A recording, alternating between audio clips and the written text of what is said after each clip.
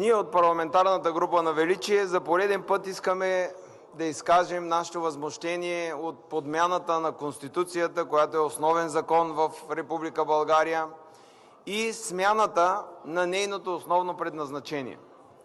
Няма да я нося да показвам и да чета вече от нея, всички го научихме наизуст, но България е република, в която основната цел е да се осигури на българските граждани един добър, честен и достоен живот. Това е основната цел според тази Конституция.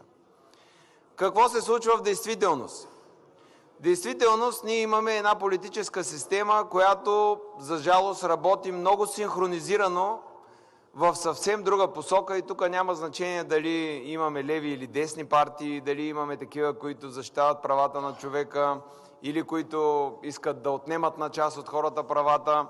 Това, което се получава, ние живеем в една тоталитарна държава, в която всеки един човек, който е неудобен, бива мачкан, прибиван и дори убиван. Последният случай, който се случи вчера, е фрапантен, и там най-интересното е, че един човек, който идва от центъра на Европа, понеже Бойко Борисов дори в интервю за Капитал, и те му вярват, каза, че е завел България в центъра на Европа, и този човек си е помислил, той живее в Швейцария, българин, инженер, високо квалифициран, добре платен, и слушал изказванията на Бойко Борисов, че сме в центъра на Европа и България е една много добра правова държава и тук всеки българин започва нов живот, връща се от Европа, защото няма мигранти, има добри условия, правосъдната система отпадна мониторинга върху нея, всички са съгласни. Но какви са фактите? Този човек се казва Станислав Жулев, инженер, който работи в швейцарска компания, върнал се в България, за да харчи швейцарската си заплата, работи дистанционно, това, което всички искаме, да има нови пари в България, и е решил да живее не в София, за да натоварва паркингите и обществения транспорт повече, а е решил да живее в малко населено място Гоце Делчев. Отива да живее там, и понеже е разбрал, че сме много европейска държава, дори влязохме в еврозоната, и е решил, че както в Швейцария хората се грижат за природата, спазват законите, и случайно е видял една тръба как излиза в канал, който се ползва от всички в рекичка, и е подал сигнал. Вижте колко невинно нещо. Просто е подал сигнал, пуснал е едно видео в интернет и е решил след няколко дена да отиде да види дали нещо се е променило. Какво се случва след като отива там?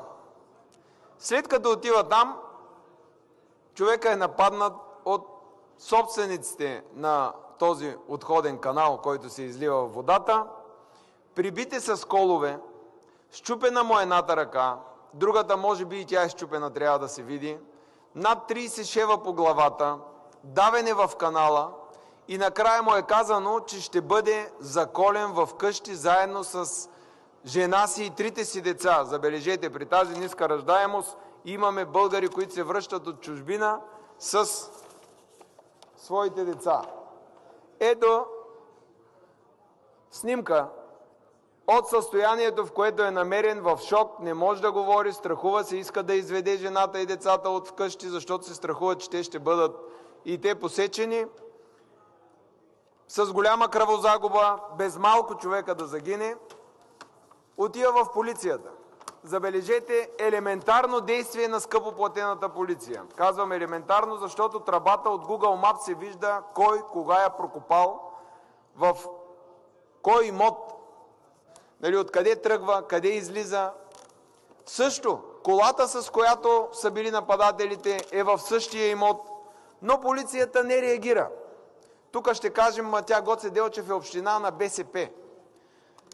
Аз прегледах данните от последните парламентарни избори. 47% от гласувалите в община Гоце Делчев са за ГЕРБ и за ДПС ново начало, и едва 8% са за БСП. Същото както в Летница, където показахме подобни случаи. Или оказва се, че ние имаме само привидна подмяна на кметовете да са от различни партии, може би, за да може да се говори пред Европа, че ние сме демократична държава, тя не е твърдо тоталитарна, където управляват двама ръководители, единия шеф на мафията, другия негов консилиери. Отива този човек в полицията, те му казват, ами много е трудно да разберем кой го е направил. Той казва, кои са, описва хората, обяснява всичко. Полицията не реагира. След като отиват 100 човека от партия Величие и питат кметове, полиция, в един момент те казват, не знаем дали хората, за които казвате, ще искат да говорят. Или, забележете, от кога опит за убийство кметове, важни фигури в общината, трябва да отидат и да бъдат питани искат ли да говорят или не. Аз мисля, че на полицията някой трябва да и реагира. Особено в такива тежки случаи опит за убийство. Накрая вкарват нападателя в полицията, но за да го спасят от народния гняв, а не за да бъде задържан. И тук, това, което се случи, той човек е и координатор на партия Величие, не е еднократно действие. Първо запалиха ни офис, пак неразкрито деяние. Това беше на предната предизборна кампания, след един дебат и едно разочарование от Тома Биков, зачерви се нещо на дебата в Панорама и запалиха офиса във Варна, до сега не е открит извършителя. Павел Стоименов му изпращат ковчези с СМС, че човека ще бъде погребан, пак никаква реакция. Нито от медии, нито от политически лица, въпреки че това са политически репресии. Няма да говорим за заплашването да чупят краката на жена ми, 3 заплахи срещу мене отправят. От Възраждане тук идват и ме нападат, налазват ме. Това, което се случва, човек, който се изказва, пак наш симпатизант против Радостин Василев, чуйте изказване от политически ръководител, който това, което прави, първо шеф на парламентарна партия, го казва публично в интернет пред журналист, който също казва уж журналист, че ще погребва децата ми, мен ще ме изтумби и ще ме остави отворен на пътя, но сега ще има дебати дали да остава този журналист или не. Иска да изнасилва момичета, ходи да се бие навсякъде, прави бунтове. Господин Михайлов, подайте сигнали за всичко това, което описвате.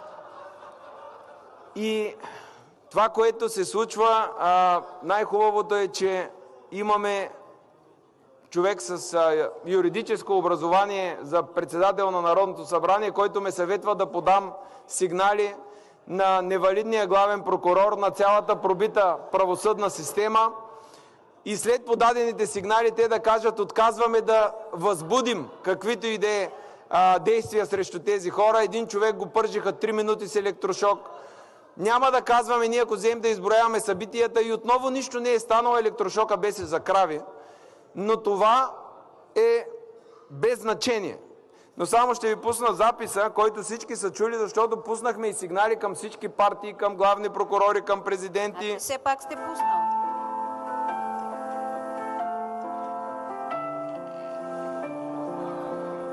Той глупавия, безмозъчния селяк с там от Търновските села, как се казваше? Киро Бренка. Да, този, докато е жив, ще събира не пари от инвеститори, трябва да събира от Ли, Мали, Долулу, Молулу, там всичките от региона, за да си върне кредитите, които вече от съда ще му ги вземем ние с разташки. Това е един безмозъчен татак, който колкото и да пищи, за него шоуто те първа предстои. И накрая на поляната ще го съблечеме чисто гол и ще го пуснем да тича по центъра на Търнов гол. Кажи му го. Той чува, предполагам. Той гледа 100%. Да гледа, защото се прави на някаква мутра, е пълен мишок. Такива като него ги събличаме голи и ги пускаме по центъра на Търнов Синкир, ще го пуснем. Докато при нас ние можем, знаем как да го правим, тренираме го, били сме, ще бъдем. Така че в парламента има и такива. Така виждаме как председател на парламентарна партия в предаване на живо обявява, че ще бие човек, ще го вържи, ще му вземе парите и че го е правил и го прави. Пуснахме към всички медии, оплакахме се навсякъде, никаква реакция. Но не е само той. Той е част от цялата система, в която всички мълчат, а накрая това, което се случва, обикновените хора страдат.